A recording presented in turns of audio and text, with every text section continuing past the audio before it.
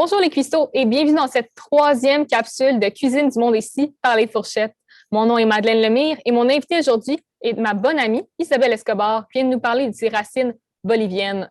Isabelle a 20 ans, elle étudie en psychologie et a gracieusement accepté de venir nous partager sa culture et ses bonnes recettes. Hola Isabelle! Hola Madeleine! J'aimerais commencer par en apprendre un peu plus sur ta relation avec la Bolivie. Pourquoi tes parents, qui sont d'origine bolivienne, ont-ils décidé d'immigrer au Québec? En général, la culture bolivienne est plus conservatrice et plus il y a beaucoup d'instabilité économique et la vie politique, il y a beaucoup de fraude et de corruption. Donc, mes parents ont décidé de venir ici au Canada pour avoir plus d'opportunités et plus de stabilité économique. As-tu de la famille qui habite encore en Bolivie? Oui, toute ma famille est en Bolivie, à part mes oncles qui sont en Écosse et l'autre partie de mes oncles sont en Espagne. OK. Famille internationale. Oui. Quels aliments et ingrédients boliviens ne sont pas disponibles au Québec? Il y a des fruits comme le pacay, que j'en ai jamais vu n'importe quelle épicerie au Québec, et aussi el chuño, que c'est une patate déshydratée. Que représente la Bolivie pour toi? Elle représente ma culture, ma personne et surtout ma famille en général parce que j'ai grandi en Bolivie jusqu'à mes 8 ans. Donc, je suis quand même bolivienne. Et même si je suis ici, je parle avec ma famille, je fais les recettes. Donc. Ariane prépare en ce moment en cuisine une recette qu'Isabelle m'a recommandée, le saïcé. J'aimerais parler un peu avec toi de cette recette si tu le veux bien. Peux-tu nous décrire rapidement en quoi consiste le saïcé? Donc, el saïcé est un plat un peu piquant et c'est une sorte de sauté à base de viande avec des végétaux et du riz qu'on peut remplacer avec des pâtes et el chuño. Le saïcé signifie un sauté. Quelles sont les origines de cette recette, Isabelle? Elle est apparue vers les années 30, quand c'était la guerra del Chaco. Et dans le fond, des personnes faisaient ce plat pour les personnes qui allaient en guerre et ça lui donnait de l'énergie. Pourquoi est-ce que tu as choisi le saïcé quand nous t'avons demandé de choisir une recette pour ce projet?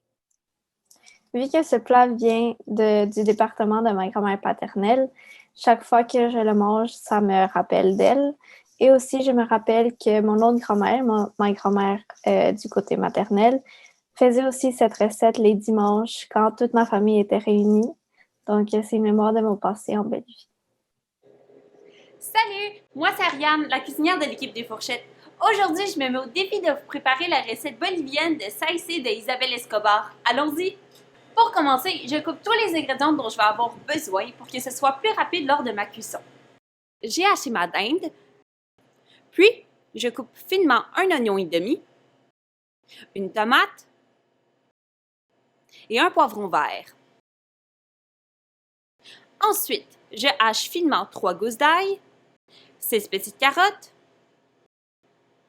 et un piment de chipotle en sauce adobo. Vous allez voir, c'est un piment très fort. Un seul va faire amplement le travail. Je suis maintenant devant mes ronds pour commencer à faire cuire ma saïcé. Je mets 4 cuillères à soupe d'huile dans ma poêle. Attention à prendre une poêle à grand bord pour éviter que le mélange ne déborde. Par la suite, j'ajoute la dinde, les oignons, la tomate et le poivron vert. Je fais revenir le tout pendant environ 15 minutes. Maintenant que c'est fait, je vais frire brièvement avec 2 cuillères à thé de cumin moulu, mon ail et du sel à mon goût.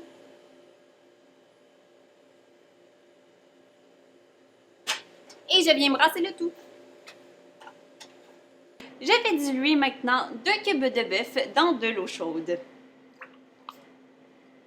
Et je brasse bien jusqu'à leur dilution complète. J'ajoute mon bouillon de bœuf dilué à mon mélange et je laisse porter à ébullition.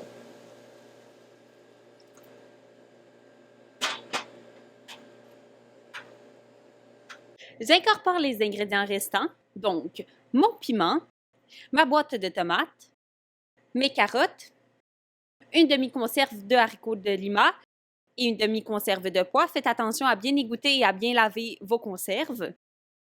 Je mélange et laisse mijoter à feu très doux jusqu'au moment de servir. Maintenant que c'est prêt, nous allons aller préparer notre salsa que nous allons mettre sur le dessus de notre salsa. C'est super simple et vous allez voir, ça va permettre de donner plus de saveur et d'épices à votre mélange.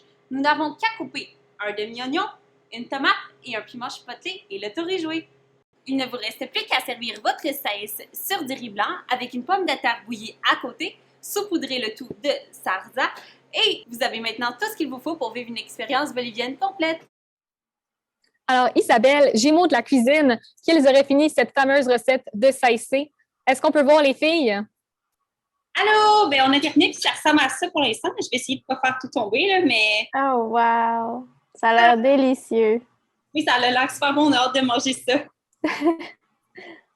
Merci Bravo. d'avoir pris le temps de faire la recette. Ben, merci, bye, à la prochaine. À la prochaine!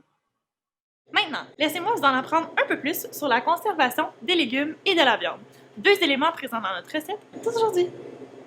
Nous allons nous intéresser au blanchiment des végétaux, une étape indispensable et préalable aux méthodes de conservation telles la mise en conserve, le séchage ou la congélation. Cette étape consiste à immerger les légumes dans de l'eau chaude ou bien de leur faire prendre un bain de vapeur de 1 à 3 minutes. Et puis, ensuite, on prend les légumes et on les place sur de la glace pour réduire brutalement la température et arrêter la cuisson. Le but du blanchiment est de ralentir ou d'arrêter complètement l'activité des enzymes qui ont comme rôle d'accélérer les réactions biochimiques de l'organisme. Ainsi, les enzymes naturellement présentées dans les végétaux sont ébouillantés, ce qui a pour effet de stopper leur dégradation. De cette manière, les légumes flétriront moins vite, ne bruniront pas, n'auront pas un goût bizarre et leur couleur sera plus vive. En effet, puisque le blanchiment donne au pigment vert des végétaux, aussi appelé chlorophylle, une couleur verte étincelante, une couleur plus jaunâtre vous indiquera que les légumes ont été trop chauffés. Aussi, le blanchiment a pour avantage d'assouplir les légumes, ce qui fait en sorte que l'on peut les compacter dans les contenants, laissant ainsi moins de place à l'oxygène qui continue à les dégrader même au congélateur. La suite du segment Science concerne la conservation du bœuf. Saviez-vous que le bœuf acheté ne peut être conservé que de 24 à 48 heures, contre 3 à 5 jours pour une pièce de viande? Non? Eh bien, je vous explique la science derrière cela. En temps normal, seule la surface des pièces de viande est contaminée par des micro-organismes, tandis que l'intérieur, lui, est stérile. C'est pourquoi on peut sécuritairement manger un steak bleu, puisque l'intérieur est dépourvu de micro-organismes. Cependant, lorsque le bœuf est haché, l'intérieur et l'extérieur de la pièce de viande se retrouvent mélangés, ce qui fait en sorte que les micro-organismes se multiplient, ce qui diminue la durée de conservation de la viande. C'est pourquoi il est primordial de ne pas hésiter à renvoyer notre assiette au restaurant lorsque la boulette de notre hamburger est un peu rosée.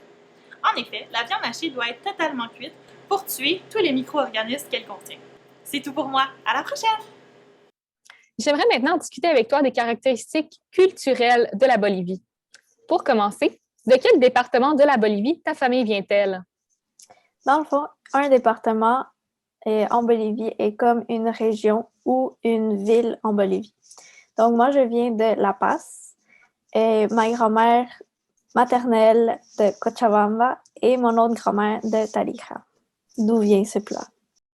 Parlons festivités. Quelle est la fête la plus pratiquée en Bolivie? Avec ma famille, on célèbre beaucoup Noël, la Salacitas et la Semaine Sainte ou Pâques. Pourrais-tu nous décrire les traditions entourant la Salacitas? La Salacitas est une tradition annuelle qui dure à peu près un mois, en commençant du 24 janvier, en honneur de Ekeko, c'est une déesse de l'abondance. Durant cette fête, les personnes achètent des objets miniatures.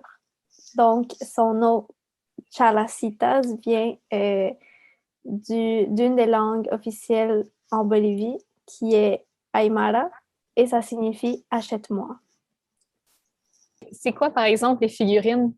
C'est tout. Il peut y avoir des livres, de la cuisine, il y a de l'argent fake. Pourrais-tu nous décrire les traditions entourant la Pachamama? Donc, en honneur de Pachamama, c'est une déesse de la fertilité, une déesse des ondes. Et aussi, elle est nommée Mère Nature. Donc, elle représente la fertilité de la terre, comme cultiver ou des montagnes. Et ma famille et moi, on honore Pachamama quand on a une nouvelle maison.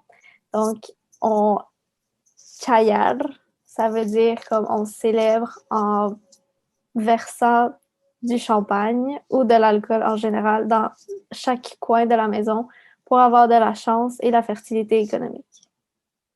Donc, c'est pas une fête annuelle, c'est vraiment comme quand tu achètes une maison, tu fais ça. Ouais, mais des fois, c'est comme nous, c'est ça. C'est comment on célèbre. Mais d'autres personnes peuvent faire un feu ou, tu sais, ça dépend aussi d'où tu viens. Quelles sont, selon toi, les particularités culinaires de la Bolivie? En Bolivie, normalement, on a beaucoup de plats à manger dans une journée. On commence par le déjeuner, mais le déjeuner, il y a beaucoup de trucs à manger comme du fromage, du pain, des sandwichs, le café, le jus, tout ça, des fruits. Et ensuite, pour le dîner, c'est tout ça, l'entrée, la soupe, le premier et le deuxième plat, et le dessert. Et après, vers le thé, vers 7 heures, on fait juste manger comme du thé ou petit pain, juste parce qu'on a trop mangé pendant la journée. Quels sont les plats et ingrédients nationaux de la Bolivie? En premier lieu, il y a la yarua, c'est une sauce piquante.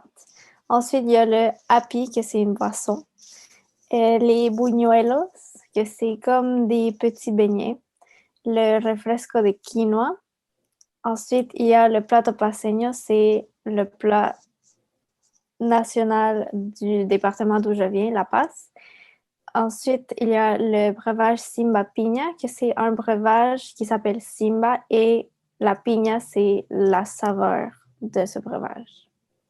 Pour terminer cette entrevue en beauté, je me demandais si tu pourrais nous apprendre à dire bon appétit en espagnol. Moi et ma famille, on dit provecho, mais en général, tu peux dire aussi buen provecho. Merci beaucoup de ta précieuse participation, Isabelle. J'apprécie beaucoup que tu aies pris le temps de venir nous partager les merveilles de la culture bolivienne. Gracias por haberme invitado, Madeleine. Un gusto. Gracias. Et sur ce, adios! Adiós.